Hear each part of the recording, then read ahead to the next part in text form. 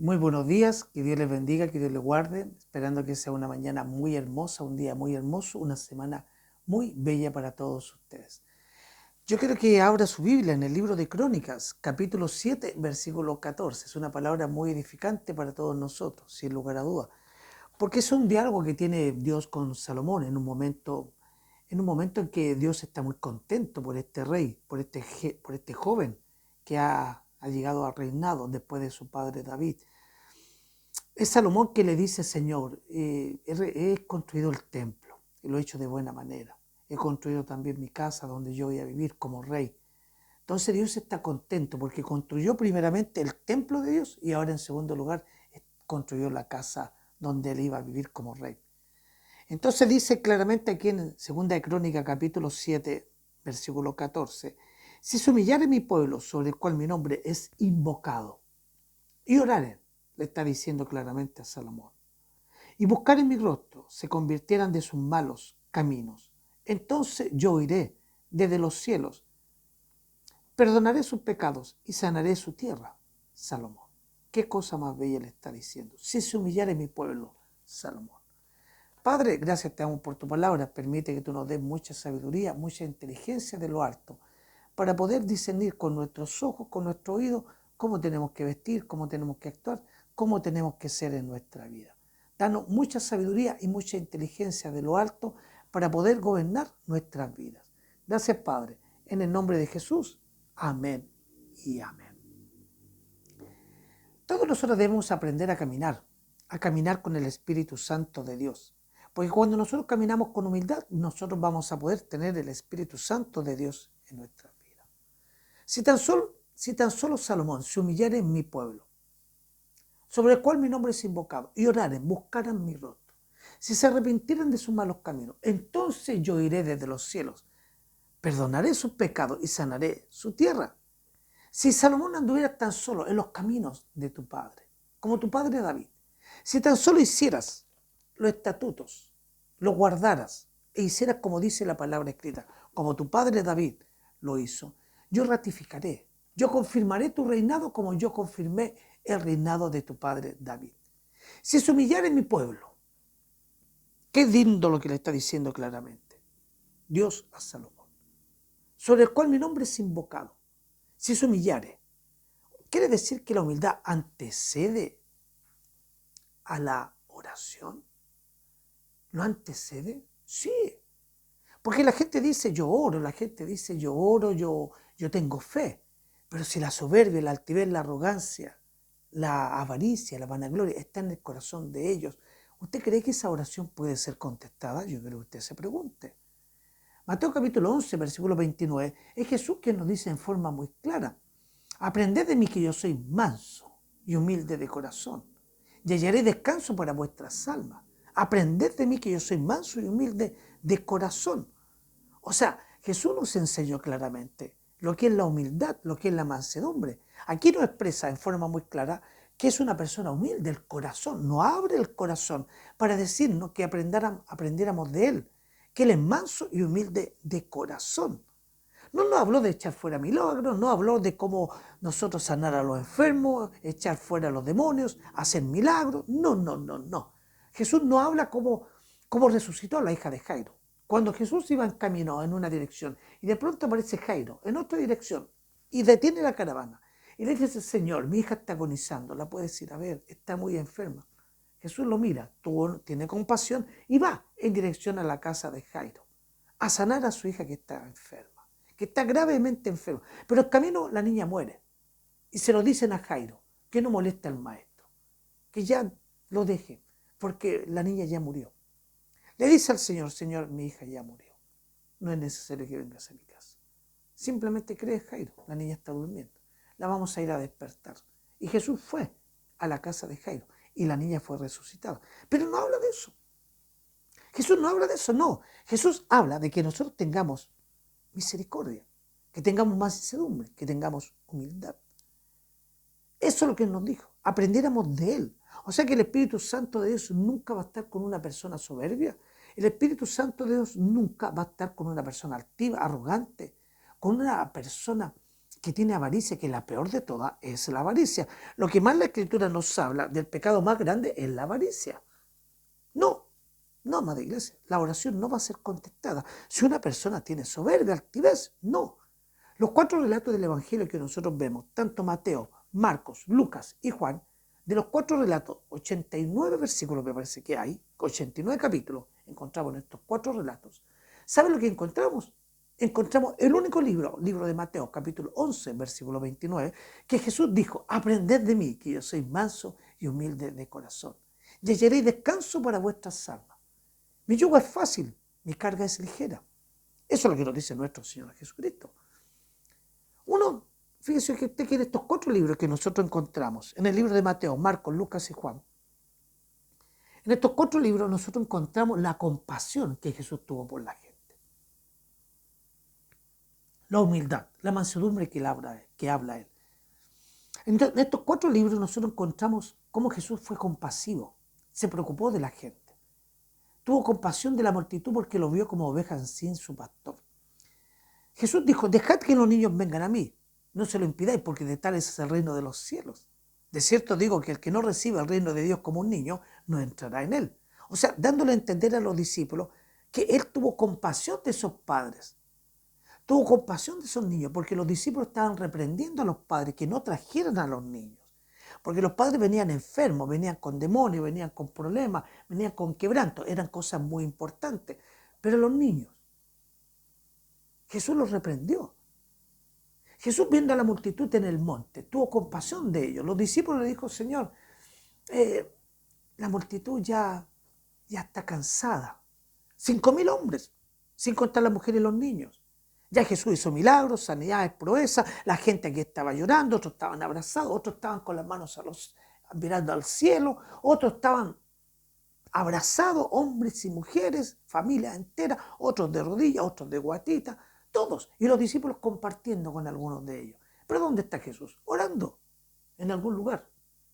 Jesús se desaparecía y iba a orar. Pero aquí es donde los discípulos lo van a buscar y le dicen, Pedro le dice, Señor, ya es tarde, ya está helando. ¿Por qué mejor no despides a la multitud? Jesús fue y vio a la multitud. Y los vio llorando, los vio quebrantados, los vio que las angustias, las penas, las tristezas habían desaparecido de muchos de ellos. Los vio con sus manos levantadas. Pedro que le dice, Señor, deben tener hambre, mejor que vayan a sus casas. Quizás ellos pensaban que iban a ir a la casa de Marta, María y Lázaro, 2 semanas de arduo trabajo, sin descansar, de lunes a domingo. 2, 3 semanas. Y en la casa de Marta, María y Lázaro podía descansar, podían estar en un momento agradable, un momento donde ellos estaban a solas, donde Marta, María y Lázaro, ellos lo atendían, eran amigos. Era un lugar donde el Señor Jesús se sentía cómodo, tranquilo, un grupo de amistad, donde quizás abría su corazón, donde quizás Marta, María y Lázaro le decían, Señor, ¿puedes darnos un tema? Sí, 1 hora en la noche. Y el Señor Jesús le compartía a ellos, a unos vecinos y a algunos parientes. Algo muy íntimo, de amistad. Al otro día exactamente lo mismo, pero igual el Señor Jesús descansa. Quizás Pedro y los discípulos pensaban en eso, cruzar a la otra ribera, como Él se lo había dicho, y estaban pensando que la gente se fuera, pero Jesús tuvo compasión y los queda mirando a ellos y les dice, denle ustedes de comer. Es aquí que Pedro y los discípulos se miraron uno a otro y dijeron, miraron la alforja de Judas Iscariote, aquel que iba a entregar a Jesús. Judas dice, oye, tomamos desayuno, acuérdense que almorzamos, para eso son las ofrendas, para ocuparlas en el reino de Dios. Ellos eran misioneros, andaban evangelizando y ocupaban para comer, para alimentarse, para tomar agua, para dormir. Esto es lo que tengo, no hay más.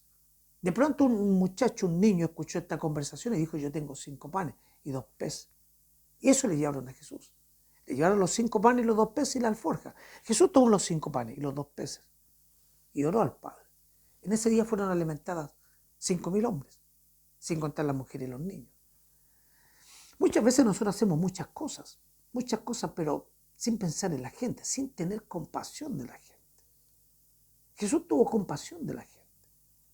¿Cuántos hombres de Dios nosotros hemos visto? Usted, acá, amada iglesia, amados hermanos, cuántos grandes evangelistas, misioneros. Usted fue a ver a Gigi Ávila. Yo fui a ver a Gigi Ávila en Antofagasta cuando tenía 15 años, hace 50 años atrás. ¿Quién vive? Cristo, a su nombre, gloria. ¡Qué maravilloso! Con un grupo de jóvenes, la cancha estaba llena, el estadio estaba lleno. ¡Qué manifestación del Espíritu Santo de Dios! Me acuerdo de haber ido a Carlos Anacondia con mi esposa, con mis hijos. Ahí fueron 2 días que fuimos. ¡Qué cosa más maravillosa! Me acuerdo de haber ido también a ver a David Paul John Guichot, igual que Carlos Anacondia, al Parque O'Higgins. También el que más me gusta de todo fue David Paul John Guichot, que ya no está con nosotros, 90 años, ya partió a los cielos. Pero yo me acuerdo de él, me acuerdo de cada uno de ellos, cómo vimos momentos tan hermosos de sanidad, de proezas, milagros, hazañas. Yo creo que estos grandes hombres de Dios derramaron lágrimas. Fueron días enteros en que ellos estuvieron orando, noche y día. ¿Para qué? Para que se manifestara la presencia del Espíritu Santo de Dios. Si nosotros no tenemos, si nosotros, amada iglesia, tenemos que pedirle al Señor que nos llene de ese Espíritu Santo, nos llene de compasión, nos llene de mansedumbre, nos llene de amor, nos llene de humildad, para que nosotros podamos ayudar a estas personas humildes, a estas personas que están sin futuro alguno, estas personas que no tienen nada, absolutamente nada. Qué increíble, a mí me sorprende mucho ver a Jesús hablando, que Él nos quiere enseñar a ser mansos y humildes de corazón, no hablando de sus milagros, sus hazañas, sus proezas, de la hija de Jairo como fue resucitada. No nos habla tanto de cómo gritó a Lázaro y le dijo, Lázaro, sal fuera, y Lázaro salió. No, lo que más nos enseña la palabra escrita, lo que más nos enseña Jesús, es que nosotros aprendiéramos de Él, a ser mansos y humildes de corazón, para que encontréis paz a vuestras almas. Mi yugo es fácil y mi carga es ligera. O sea que para que tengamos paz en nuestras almas vamos a tener que ser mansos y humildes de corazón. Sí, porque de Él y por Él y para Él se han hechas todas las cosas, nos dice Pablo. Todas las cosas son hechas por Él. Todas, porque de Él y por Él y para Él sean todas las cosas. Pablo que le escribe a la iglesia de Roma. O sea que si el sol y la luna no salen, es porque Él quiere que no salgan. O sea que si la temperatura está siendo calentada cada vez más la Tierra, ¿quién es el único que puede impedir este calentamiento global? Es nuestro Señor Jesucristo. Él, el único. ¿No fue Dios quien le dijo a Josué que gritara a viva voz? Sol, párate en Absalón. Y tú, luna, párate en Ajalón. ¿Y no se pararon? Sí. El sol y la luna se paró. En Absalón y en Ajalón. Se pararon las dos. Todo un día. En una batalla. Donde Josué ora a Dios que por favor le dé la victoria. Pero para que tuviera la victoria tenía que parar el sol y tenía que parar la luna. Ambos se pararon todo un día hasta que la victoria llegó aquí a donde estaba Josué. Ahí llegó después la luna y el sol nuevamente. ¡Oh, aleluya! Jesús es el más grande de todos. Junto con Moisés, los más grandes, los más usados por Dios. Los más humildes de la tierra, Jesús y Moisés.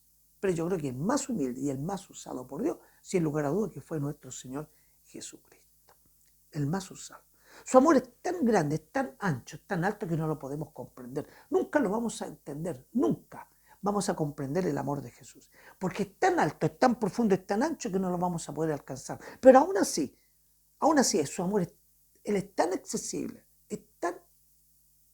tiene tanta compasión, que va a hacer que toda aquella persona que lo busca, toda persona que anhela tener el corazón, conocer el amor de Cristo Jesús, lo va a alcanzar. Porque Él mira de lejos al soberbio, al altivo, al arrogante y al que tiene avaricia. Lo mira de lejos. Pero al humilde le gusta, lo atiende.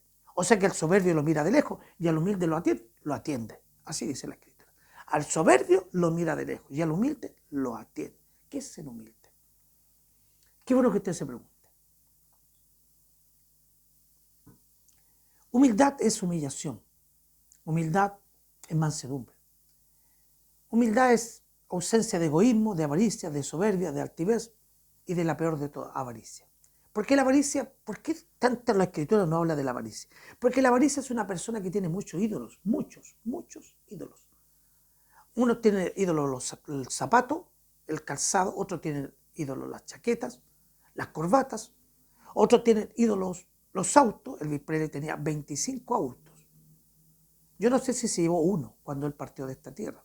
Yo creo que no. Quedaron ahí los 25 aún. ¿Para qué tanto auto? ¿Para qué tantos zapatos? ¿Para qué tantas carteras? ¿Para qué tantas joyas? ¿Para qué tanto reloj? Yo tengo uno solo. ¿Para qué más? Si con este me basta y me sobra. Y me lo regalaron en Navidad uno de mis hijos. ¿Para qué más? No necesitamos más. No necesito 50 camisas, 100 corbatas. ¿Para qué tantas? No. Esa es la avaricia. Por eso el Señor habla que el peor de todo es la avaricia. Es Pablo que le escribe a la iglesia de Colosenses y le habla con este tema tan importante que es la humildad y la mansedumbre. Porque Pablo cuando le escribe a la iglesia de Colosenses le dice cómo nosotros tenemos que vestirnos, cómo tenemos que ser, cómo tenemos que actuar en nuestra vida, cómo tenemos que comportarnos. En el libro de Colosenses, capítulo 3, versículo 12, Pablo le dice a la iglesia, vestidos pues, ¿cómo? Como escogidos de Dios. Así tenemos que vestirnos. Escogidos de Dios, santos y amados. De extrañable misericordia. Así tenemos que vestirnos de extrañable misericordia. De benignidad, que es benignidad, buena voluntad. Es ser generoso. Benevolencia, eso es benignidad. Benignidad es ser buena voluntad.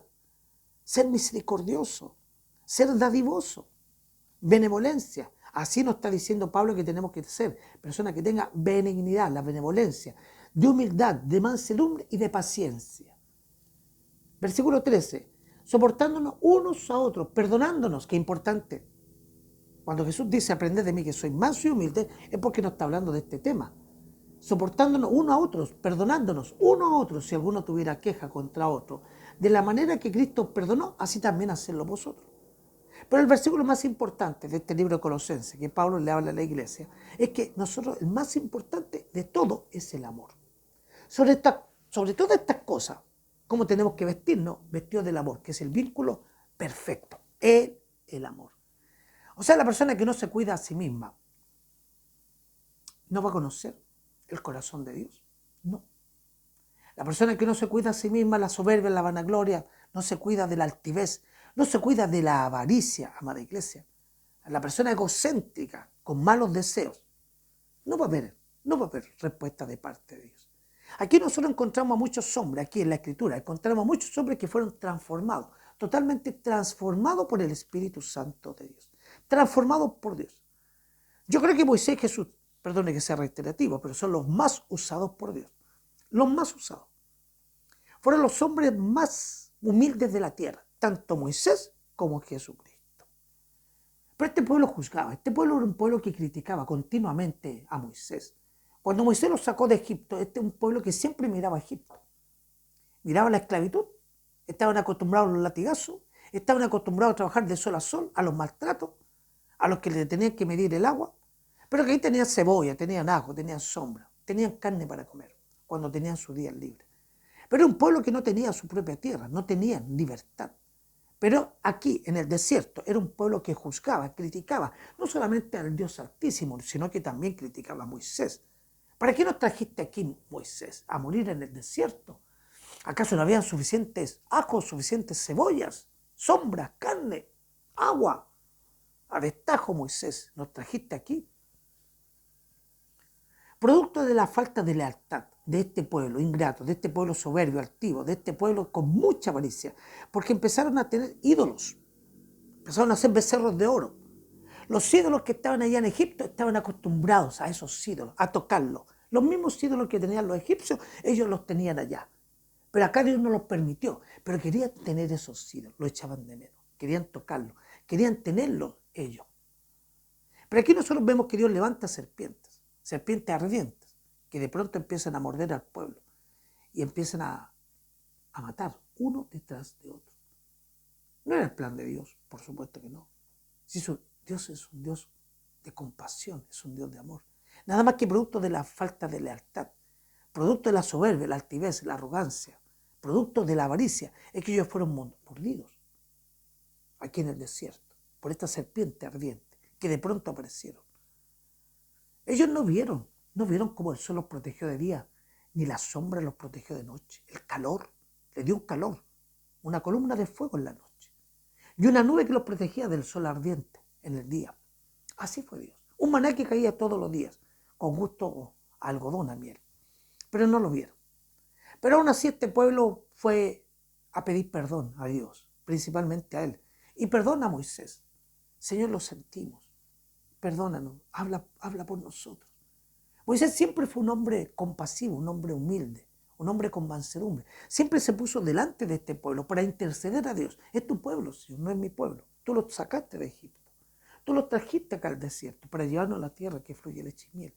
Te entiendo que nos has hecho pagar 40 años, producto de nuestra rebeldía, producto de nuestra arrogancia, nuestra altivez. No era la arrogancia ni la altivez de Moisés, ni los líderes ni los que estaban con él. No, era el pueblo. No era Moisés. Pero Señor, perdónalos. Yo creo que este pueblo fue valiente. Porque somos valientes cuando reconocemos nuestros errores, nuestras faltas de esfuerzo, nuestra falta de lealtad. Somos valientes cuando decimos, me equivoqué, perdónenme, lo siento, pero necesito que me ayuden. Este pueblo que ruega a Dios. Y Moisés ruega por este pueblo como intercesor. Es tu pueblo, Señor. Hace todo lo posible para que este pueblo no sufra. Y Dios interviene. Busca la forma para que este pueblo no sea mordido por esta serpiente y no mueran uno detrás de otro. Otro de los grandes hombres que nosotros vemos, amada iglesia, que nosotros vemos la mansedumbre y la humildad, es José. Es José que con su túnica de colores va a ver a sus hermanos y los saluda, felices, contentos. Pero no hay respuesta a sus hermanos. El papá quien lo manda muy lejos. Yo creo que de aquí a Batuco, de la Florida a Batuco, lejos la distancia. Allá están sus hermanos apacentando las ovejas. Moisés que feliz, contento, lleva pan de rescoldo, lleva algunas cositas, agua fresca, algunas cositas ricas, algunas manzanas, no sé, algunos plátanos, cosas ricas de frutas. Pero sus hermanos no están contentos, porque viene el soñador. Pero Moisés de pronto, pero José de pronto se encuentra aquí en un pozo sin agua, donde está totalmente herido. Este pozo no tiene agua. Cuando recobra la conciencia, se da cuenta que está todo herido, todo golpeado. Piensa que se enredó en su túnica, piensa que se cayó y no alcanzaron a detener y cayó en este pozo. Pero no, se ve sin su túnica y aquí es donde empieza a pensar. Un muchacho de 15 años empieza a reaccionar y se acuerda que son sus hermanos que lo tiran, todos enojados, todos furiosos con él. Es José que no puede creer lo que está viviendo. Todo herido, su cabeza, sus manos con sangre. Lo tiraron adentro de un pozo. ¿Cuántos metros tiene ese pozo? Pero es José quien pide perdón. Perdónenme, hermanos, si les he dañado. Voy a olvidar todo esto, no se lo voy a contar a papá. Y nunca más voy a contar mis sueños. Voy a dejar de soñar. Porque soñaba que iba a llegar a ser una eminencia, un primer ministro, un rey en esta tierra. Y el papá al final lo logró entender, al principio no lo entendía, como su hermano, que era un soñador, no, está mal, ¿cómo está soñando de esa manera? ¿Qué se cree? Que va a estar por encima de nosotros, los hermanos mayores. Pero José, que el papá que logra entender y por eso le pone esa túnica de colores. Pero sus hermanos lo sacan para ver qué hacemos con él. Unos lo quieren matar, otros dicen que no. De pronto alguien ve que vienen unos mercaderes y le dicen, vendámoslos a ellos, que van a Egipto. Pero uno de ellos dice, sí, es lo mejor. Otros dicen, no, matémoslo y los deshacemos del problema. No, dice Judas, uno de ellos. No, porque es carne de nuestra carne, sangre de nuestra carne, de nuestra sangre. Vendámoslo. Y lo vendieron por 20 monedas de plata. A Jesús lo vendieron por 30 monedas de plata, que esa costaba más caro por Judas Iscariote. Pero José es vendido y llega a Egipto. Yo creo que pasó un mes, 2 meses, no sé cuánto tiempo. Pero la humildad, la mansedumbre que tenía él en su corazón, la unción de parte de Dios, hizo que José empezara poco a poco a perdonar a sus hermanos. Hizo que José empezara a pensar en ellos y a pedir perdón al Padre. Empezó a pensar en su propio padre, en Jacob, a quien había engañado en su juventud. Ahora ha sido engañado. Jacob sufrió mucho por haber engañado a su hermano Esaú, a su hermano gemelo. Lo pagó 14 años. Y ahora está en la vejez pagando todavía el engaño por haber engañado en su juventud. Lo que nosotros sembramos, lo que nosotros cosechamos. Hay un perdón de parte de Dios, pero también están las consecuencias. Pero no, yo creo que no fue eso, sino que hay un propósito de parte de Dios. Sí, porque el propósito de Dios era que José llegara al lugar que tenía que llegar, a ser una eminencia, primer ministro. Y ahí llegó, a ser primer ministro, los planes de Dios. Si nosotros no aprendemos a liberarnos de toda esa carga, de la falta de perdón, si nosotros no aprendemos a liberarnos de la ofensa, del oprobio, del ser defraudados por nuestros padres, familia, amigos, nosotros vamos a vivir amargados, estresados y deprimidos. Usted nunca tendrá la libertad para amar, para perdonar. Usted nunca tendrá la libertad para adorar a Dios. Usted nunca tendrá la libertad de vivir tranquilamente, como José vivió, esa libertad. Porque cuando José se libertó de sus hermanos, un mes y medio, es que empezó a ver las cosas diferentes, totalmente diferentes. Aquí empezó a trabajar y aquí en la casa de Potifar llegó a ser mayordomo, en primer lugar. Y después lo llevaron a ser primer ministro. Nada más que la gloria de Dios. Usted puede ser bautizado con agua. Usted puede ser bautizado en el Espíritu Santo de Dios. Usted puede ser ungido con aceite y fuego, con poder del Espíritu Santo de Dios. Pero si usted no tiene mansedumbre, usted no tiene la humildad, usted no va a ver la gloria de Dios. Usted no va a tener paz en su alma. Usted no va a vivir plenitud de gozo. No va a tener plenitud de gozo, ni delicia a su diestra para siempre. No podemos pensar que nuestro Padre Celestial lleva a nuestros enemigos al infierno. No, porque no es el plan de Dios. Aquellos que nos han hecho el oprobio, ser defraudados, aquellos que nos han dañado, no. No podemos pensar por ningún motivo que Dios los lleve al infierno, al lago de azufre que arde las 24 horas del día. No, porque Dios no lo va a hacer. Porque Dios quiere salvar a todos, y llevarlo al cielo, a la eternidad, donde vamos a vivir eternamente, como nos vamos a vivir nosotros. Ese es el plan de Dios, salvar a uno más que pueda entender esta palabra. Eso es el plan de Dios.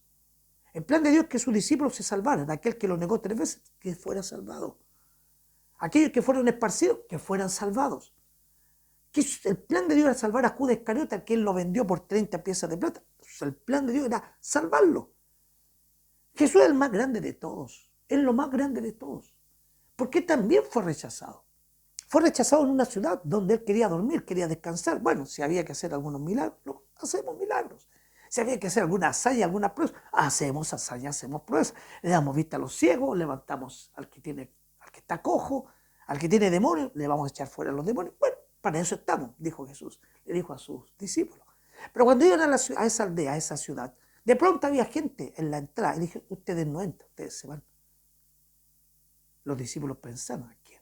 Al Mesías, al Hijo de Dios, al ungido. Lo están echando, no lo están aceptando. Jesús dijo, está bien, aceptó la decisión de ellos, libre albedrío. Dijo, está bien, vamos. Pero 2 de ellos, los hijos del clero, dijeron, Señor, ¿por qué no oramos para que caiga fuego, como los tiempos de Elías, sobre esa ciudad? O sea, en nuestros tiempos modernos, una granada, un misil, una bomba. Los cortamos en pedacitos. Jesús dijo, sacudan sus pies. Vamos. Y se fueron. Jesús fue rechazado en su propia casa. Sus hermanos sanguíneos, sus hermanas sanguíneas, lo rechazaban. O sea que la conversación en la mesa a los 20 años, a los 25 años, Jesús hablaba, a los 15, 17 años, Jesús hablaba de esto. Pero a sus hermanos le incomodaba. Oraba en la mañana, oraba al almuerzo, oraba en la noche. Sus hermanos se incomodaban, no les gustaba. Tanta oración, tanto ayuno. ¿Dónde está Jesús? Orando. ¿Dónde está? Ayunando. Oh. En la mesa se incomodaba. Jesús, ¿por qué no te vas? No te eres cansado. Igual que José. Jesús fue rechazado. Tuvo que irse. Aquí en esta ciudad, en Nazaret, donde fue criado, hizo milagros. ¿Cuántos? ¿Cuántos milagros? Contados con esta mano. No pudo hacer muchos milagros. De ahí que ese dicho, nadie es profeta en su propia tierra. Tuvo que irse. Pero con el tiempo sus hermanos lo alcanzaron. ¿Por qué? Porque vieron, escucharon, oyeron los milagros, las hazañas de Jairo, de la mujer que tuvo flujo de sangre. Escucharon los milagros de todos ellos. Cómo sanó a los enfermos, cómo libertó, cómo resucitó a los muertos, cómo resucitó a Lázaro. ¡Lázaro, sal fuera! Y en el nombre del Padre Lázaro salió. Pero aún en la cruz del Calvario, Jesús pidió perdón por todos aquellos. Padre, perdónalos porque no saben lo que hacen. ¿Por quiénes? ¿Aquella persona que le enterró una lanza o aquella persona que le enterró los clavos en las manos y en los pies? ¿Por quién les pidió perdón? ¿O por aquellos que gritaban, crucifícanle, crucifíquenle? ¿O por aquellos que gritaban, Barrabás, Barrabás, Barrabás? No, Jesús, no, no, no, Barrabás, libertad para Barrabás. A un ladrón, a un asesino, a un violador.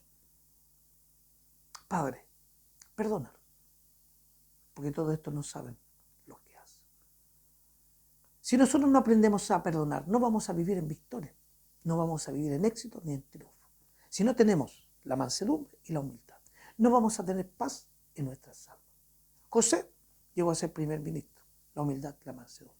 Jesús, el más grande de todos, resucitó de entre los muertos al tercer día. Y hoy está a la diestra del Padre, sentado, intercediendo por usted y por mí.